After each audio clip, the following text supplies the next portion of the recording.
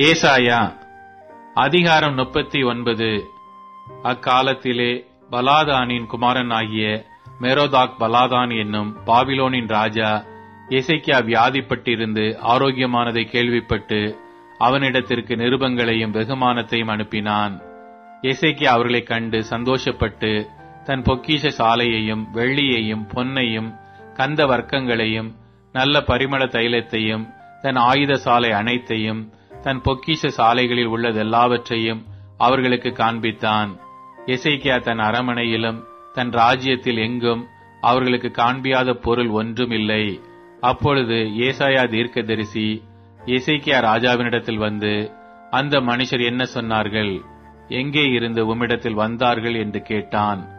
அதற்கு எசேக்கியா, பாபிலோன் என்னும் தூர தேசத்திலிருந்து என்னிடத்திற்கு வந்தார்கள் என்றான். அப்பொழுது அவன், உம்முடைய வீட்டில் எண்ணத்தை பார்த்தார்கள் என்று கேட்டான். அதற்கு எசேக்கியா, என் வீட்டில் உள்ளதெல்லாவற்றையும் பார்த்தார்கள்.